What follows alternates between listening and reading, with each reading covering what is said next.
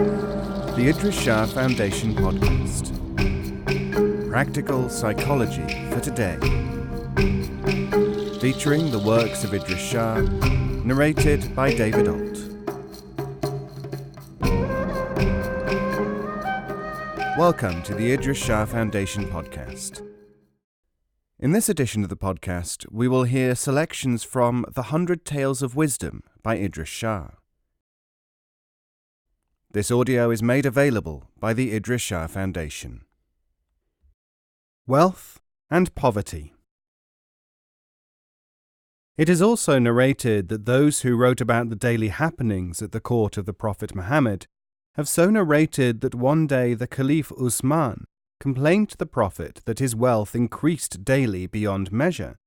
Despite his giving charity and helping the poor, the volume of his riches did not diminish.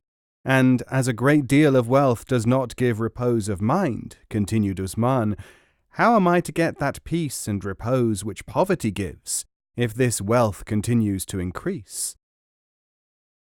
It is related that the Prophet said in reply, "Go thou, O Usman, and deliberately perform acts of thanklessness for what God has given you, and by so acting, your riches will soon be reduced." Usman said that as he had become accustomed to giving charity and helping the poor for so long, he could not adopt another method in his daily activities.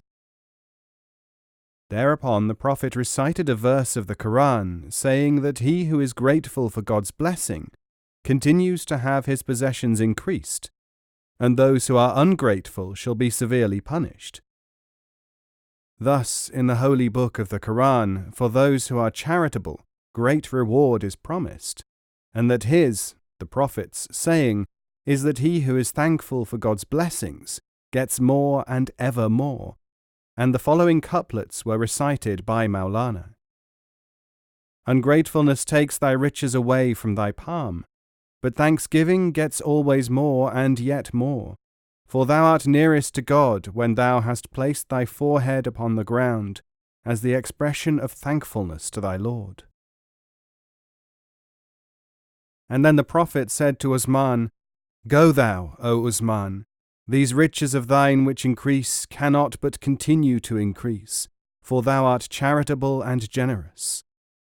Thereupon Usman, in thanksgiving, presented 300 camels and their accoutrements to the community, and the Prophet blessed him. Maulana thereupon referred to his own day and the habits of the then ruler, one named Emir Mu'inuddin Suleiman, whom Maulana likened to the Caliph Usman, who helped the dervishes, the men of learning, the wayfarers, the needy and the ailing, and who ruled over the hearts of his people, who in turn prayed for their ruler, with the consequence that whatever he undertook bore fruit and was successful. One of the disciples, blessed as he was with considerable wealth, was greatly pleased at the praises that Maulana bestowed upon the ruler of that country, and as an expression of his regard and acceptance of Maulana's dictum, he kissed the feet of Maulana and presented 2,000 dinars for the relief of less fortunate disciples, to be distributed to the poor and needy, the learned men, and the dervishes. The Radiance. It is likewise narrated that Shamsuddin Mu'alim related that one day Maulana, addressing the disciples, said that the Prophet had said that when the heart of the faithful is filled with the radiance of God, the heart becomes fertile and productive of pious thoughts and reactions. The Prophet was asked how one could discern that the light of God had entered the heart of a man, to which he replied that such a person loses all worldly desires, and all pleasures of a worldly nature forfeit their allure so far as he is concerned, and that he becomes a stranger to his friends and relatives, nor has he any expectations from anyone, or desires anything from anybody. The Audience of Dogs. It is also related that one day Maulana was giving a lecture at a crossroads to all and sundry on mystical matters, and many men had been attracted by his speech. Then he turned his face towards the wall of the roadside and went into contemplation. This he continued until sundown, and then he turned his gaze upon a group of stray dogs. The dogs wagged their tails and seemed as if listening in attention, and noting the attention of even the animals, Maulana said, "By the greatness of God, by his mightiness, he who has power over everything, and he without whom there is nothing, these dogs, too, have a capacity of perceiving mystical meaning. After this, do not call them dogs, but of the tribe of that animal which died with the pious man of the cavern, Kahaf," meaning the supreme degree of loyalty which the dog of the pious men of Kahaf, the 7 sleepers, had attained. For he did not desert his masters, and died with them in the wilderness for want of food and water. Here the quality of loyalty is enjoined, and the Maulana recited the following. If the dog's love for his master was not supreme in loyalty, how could a dog reach the greatness of the pious men's dog in loyalty? Should a dog belong to that path of loyalty, his every hair is equal to that of a lion. These walls of the mosque understand the secret. Better blind the eye that perceives that not. The walls and the doors realize the truth. They are not only made of the elements of earth and air and water, as things material. In a short time, Maulana's many disciples flocked around him, and he welcomed them, saying, "Come, come, the beloved has arrived. Come, come, the garden has blossomed." And they made obeisance to him. Addressing them on matters of mystical meaning, they all wended their way with him towards the seminary, when that whole night the meeting of mystic audition and poems held session. And in a fit of ecstasy he cried out, "By God the merciful, the solicitude that these men have bestowed upon saints and pious men, they bestow upon myself, the humble person. Perhaps they do great kindness to me." The miraculous coal. It is also narrated that Hisamuddin Chalabi, who had received a special training from Maulana, related that one day Maulana stated that God had a certain coal, which, when applied to one's eyes, opens the apparent and inward eyes, and he can see the mystery of existence, and know the meaning of hidden things, and he can grant such a coal to one that he pleases, and if such a coal is not vouchsafed, the person never sees nor perceives the meaning of anything. And then Maulana recited the following. Without God's grace and the grace of his accepted ones, even if one is a monarch, his luck is blank. Without divine grace, the eye is dim. Without divine grace, the knot cannot be untied. And then Maulana said, "From the gaze of a sheikh, either be illuminated or then go out of sight." Then he recited another couplet. If seekest thou the light, be prepared. But if thou only seekest thyself, then be out of sight.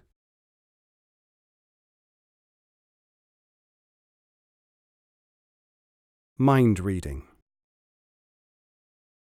Maulana Sirajuddin tells us that one day he had gone to the garden of Hisamuddin, and from there brought a bunch of flowers, and he thought that Maulana would be in the house of Chalabi. He entered and found that important men of learning were sitting with Maulana, and that Maulana was giving a discourse on the mystic meaning of things, and the disciples were writing notes of that discourse. And, "I forgot the bunch of flowers wrapped as it was in my handkerchief," he continued. Maulana, said Sirajuddin, turned his face towards me and observed that whosoever comes from a garden should bring flowers with him, as whosoever comes from the shop of a sweet seller is expected to bring back with him some sweets. Sirajuddin was amazed by that remark, and paying respects to Maulana, placed the flowers before him, and thereupon mystical songs were chanted. All mankind.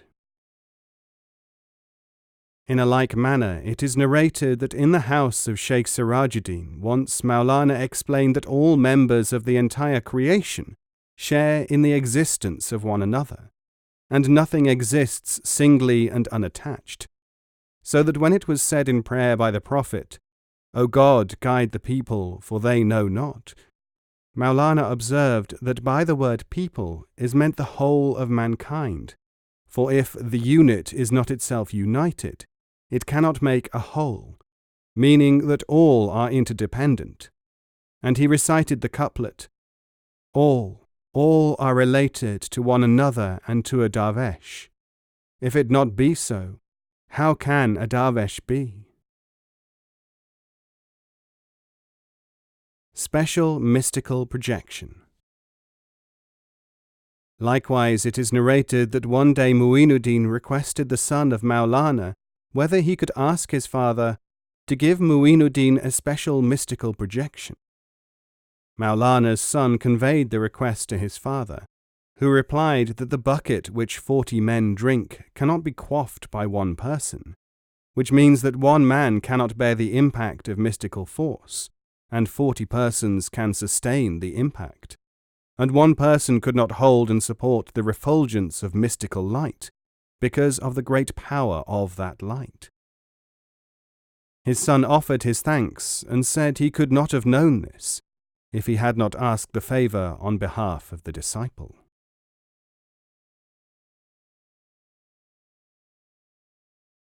Parable of the Fruit Trees. It is also narrated that one day a disciple approached the son of Maulana, saying that the entire learned populace of Konya were anxious to hear and to profit by the preaching of Maulana, and would he request Maulana to address them. To which Maulana replied with acceptance and observed that these persons who addressed themselves to that request were worthy, like the fruit-laden trees whose branches overloaded with fruit hang down in humbleness, so that they might profit by their fruits. Humility had given them grace of mind. They were not like those whose branches had risen to the highest point in the skies in self-pride and self-seeking, and thus without fruitfulness, and that if they had been so, they would not have invited him to address them.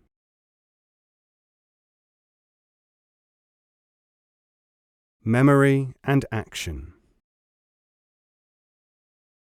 It is reported from the saintly son of Maulana that one day one emir known as Mu'inuddin requested Maulana to give him some advice so that he might profit by it as a ruler of men.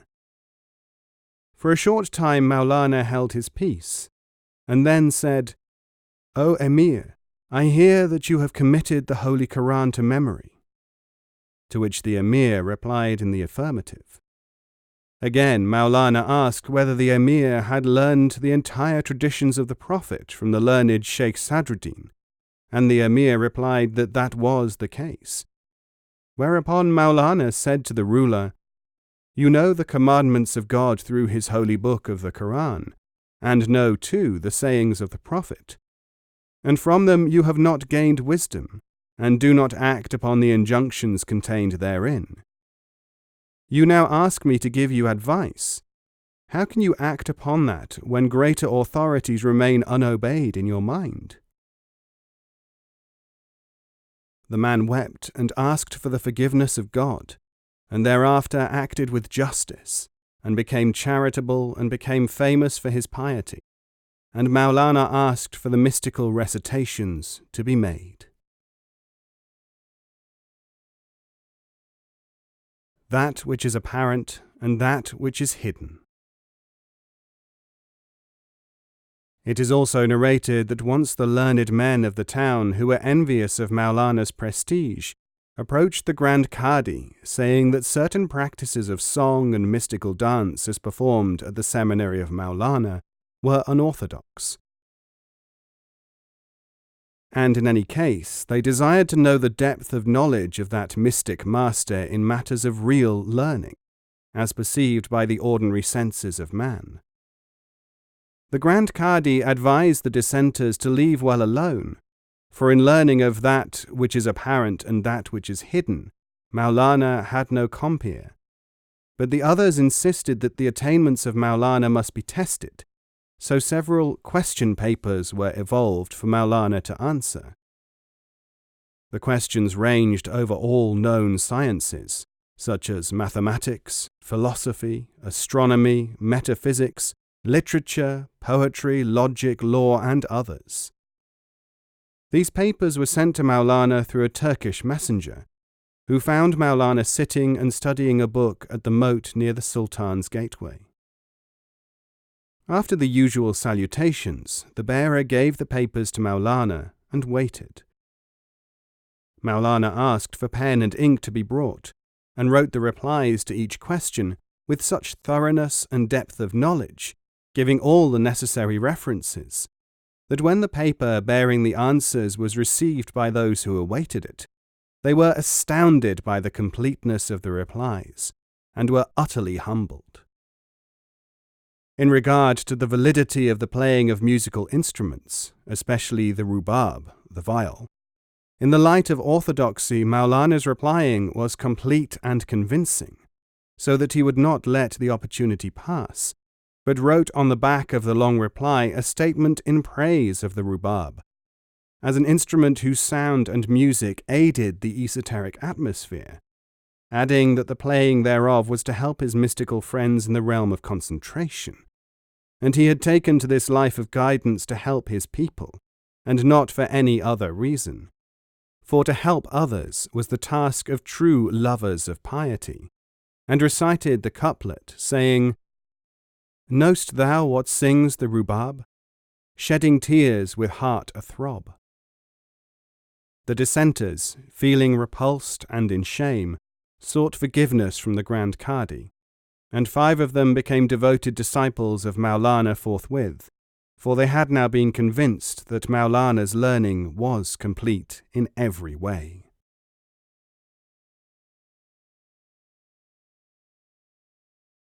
Miracle of the Pilgrimage.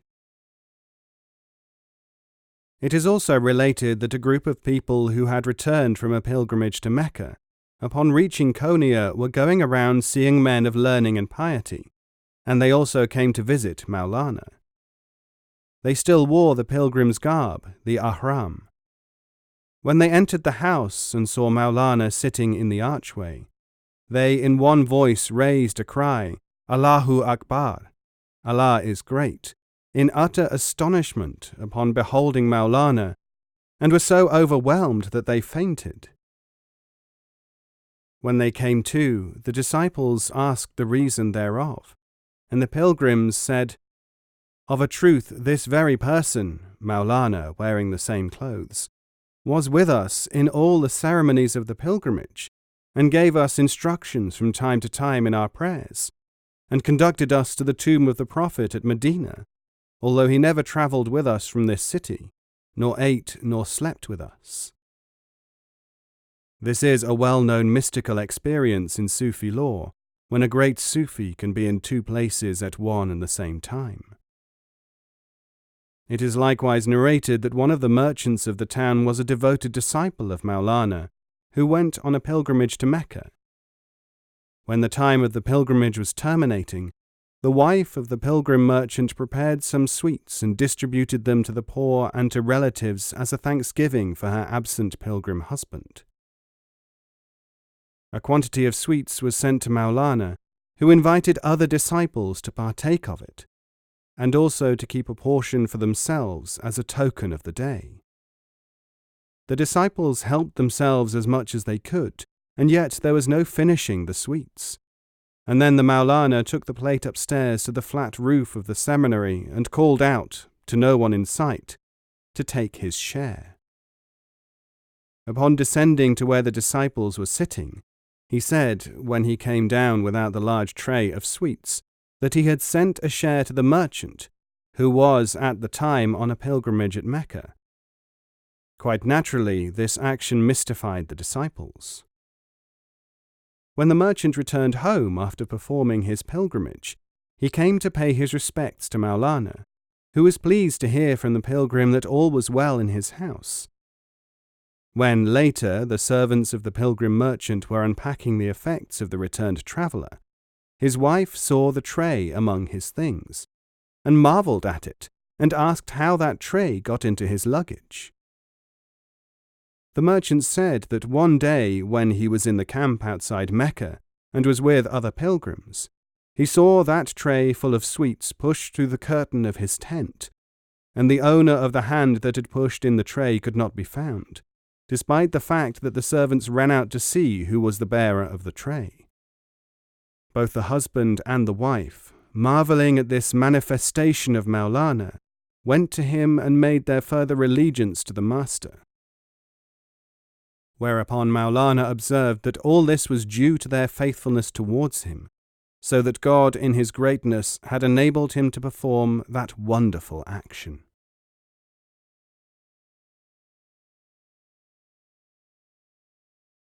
The Last Discourse. It is also narrated that on a Friday after the prayer, Maulana was giving a great sermon, when one who had acquired some knowledge of religious law observed that there are, of course, some who prepare their sermons on given subjects, and having committed to memory certain verses of the Quran, quote those verses to impress their audience. But the other class consists of those true scholars who could deliver a discourse upon any verse that might be quoted. Maulana, having heard the remark, asked the man to recite any verse of the Quran upon which a discourse might be required, and the man thereupon recited the verse of Ad-Duha, which runs as follows. Consider the early hours of the dawn, and the night when it covers with darkness. Maulana gave such a remarkable discourse on the verse that everyone was moved to the utmost degree, and the discourse lasted until the evening prayer from the early afternoon, showing that Maulana was master of the law of Quranic exegesis.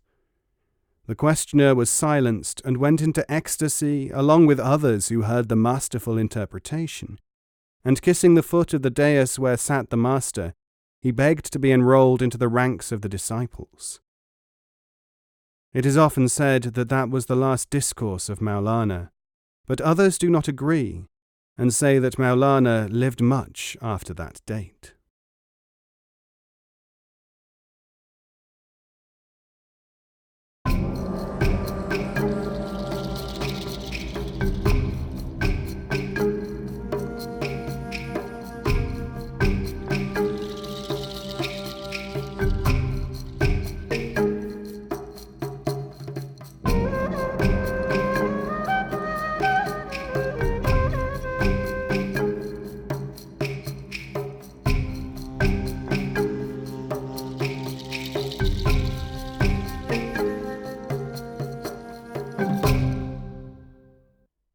This podcast is copyright 2018, the Idries Shah Foundation.